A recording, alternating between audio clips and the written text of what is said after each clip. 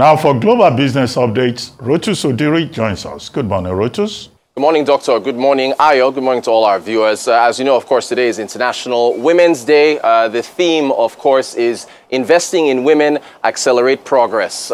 Studies, of course, have shown that the more you invest, regardless of whatever sector it is, if you make a concerted effort to invest in women, you will see the dividends. Proud to be with Arise News, that is the most gender-balanced news outfit in the country, dare I say on the continent, with respect to our anchors, producers, and most importantly, our guests that speak to our diverse viewers out there. So we kick off with a very prominent woman in Europe. That would be Christine Lagarde. Holding interest rates, as I said, was likely to happen yesterday. That's where the markets were pointing to. Interest rates have been kept in place as part of the European Central Bank. If we take a look at the numbers very quickly, one of the reasons why the European markets reacted positively yesterday wasn't just the hold. You will see that there has been a cut in inflation, headline inflation and core inflation. The initial estimate from the European Central Bank was 2.7% for headline inflation. They've now cut that down to 2.3. Core inflation, that takes out your volatile food and energy,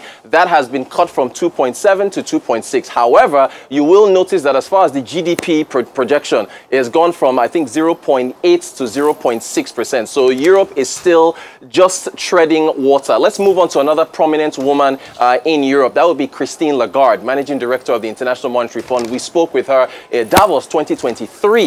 We had the chance to interview her. Sources say that she has the backing for a second 5-year term. She's got the backing from France. She's got the backing from Germany. And it is expected that Christine Georgieva, excuse me, that's Christine Lagarde with a C, and then Kristalina Georgieva with a K. Kristalina Georgieva, who's from Bulgaria, IMF head, she, of course, will be getting a second term. We move from there, from Christine Lagarde, to another matter, which is with respect to Anne Stevenson Yang. Now, she is a prominent voice on China. We spoke with her on the Global Business Report. I asked her, in fact, here's the thing, she came to fame by predicting China's property crisis that we're seeing right now. So I asked her, how did you know that China was going to have the property crisis it has today, and what is the solution? Here's what she said. More than 10 years ago, back in 2012, I was wandering around China looking at these hulking developments, particularly Evergrande, but some other developments as well, where you'd find these cities that were built for sort of 60,000 people, and they would be 90% sold, but only 10% occupied, and you realize that it was just a speculative mania, and speculative mania don't last. It's essentially a Ponzi scheme, and it eventually collapses. Okay, but I mean, do you think there's going to be a way out for the property sector? Is it going to depend on stimulus, or what do you think needs to happen there to turn things around? I mean, what really needs to happen is they need to take these empty apartments and give them to families so that the family balance sheet increases in proportion to the corporate balance sheet. That's not what they're going to do. Their instinct is to bring the property sector much more under state planning, and we know from the last 50 years how well that's worked. All right. Also, she made a prediction that U.S. President Joe Biden is going to win a re-election. I asked her what is going to be the attitude towards China, whether Trump or Biden wins. Here's what she said. Let me assure you, first of all, as a very low-level Democratic operative from the U.S., that Joe Biden is going to win the election, no matter what the polls say right now. But it's very much in fashion politically to be counter-China. I think that across the political spectrum in China, people are very frustrated by how China has not conformed to international institutions, but instead has taken over or else created parallel institutions. And the administration is a little bit flailing about trying to figure out what to do. I think that the Biden administration's targeted sanctions against semiconductor chips have been very effective. The Trump administration's tariffs were not so effective and were more punitive toward American importers than toward Chinese, but we'll see what happens.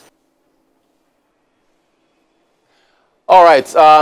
You've already extensively talked about Joe Biden's State of the Union speech, so I'm not really going to get into it. But I did think that he brought the energy in terms of that speech. So I'm glad we played that speech for our viewers. So we'll skip Joe Biden.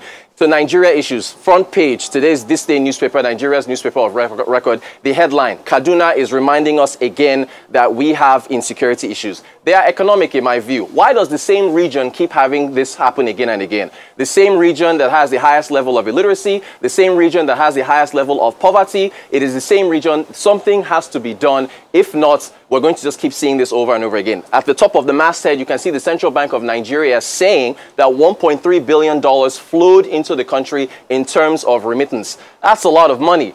Didn't quite see the impact on the exchange rate because we're still at 1,005 to 1,600 levels, but I suppose that is encouraging. Back to International Women's Day, again, investing in women for progress. We have Chinwe Egwim, the chief economist at Coronation Merchant Bank. She's going to be joining us on the Global Business Report to talk about what that theme actually means in terms of investing in women in different sectors. In fact, all our guests today are very intelligent, solid female analysts that will be talking to us about, because it's also Friday, so it's our eye on tech. We'll be talking about logistics and storage and insurance, insuring women and so on and so forth. So you can look forward to that.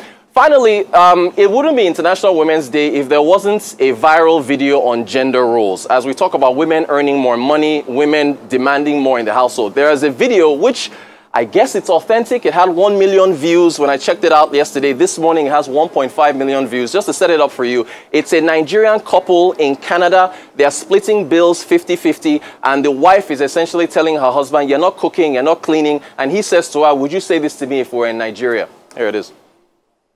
I will go to work, come back from my night. In Nigeria, you're going to tell me to do that? Here, I will still make you breakfast, still make you lunch, still make you dinner. If I'm in Nigeria, you're going to help. People to sweep the house. You cannot help. Don't tell my children. You don't. I don't have my children. So don't tell children. They're going children. You want me to come and do what you want? I don't know. You have a plan B. You have a plan now. You have a plan B. That's why you said you have the God to tell me to hurry up. You are telling me to hurry up. Yes. I'll go hurry up. You go try that your plan B. Make it start to be. You go try that your plan B. Don't worry. I'm leaving. Don't worry. Let me go grab it. Yes, get out. Only to make fish you cannot make. Cook rice you cannot cook rice. Every little thing they say do you cannot do. Every time you are complaining, you will carry that two ship all the way from Nigeria.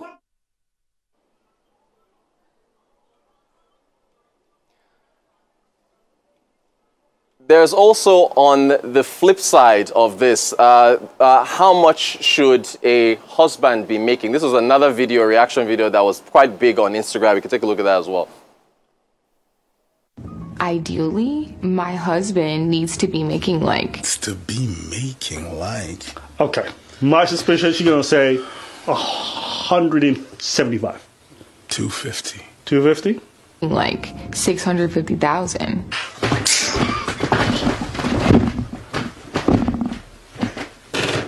I was being...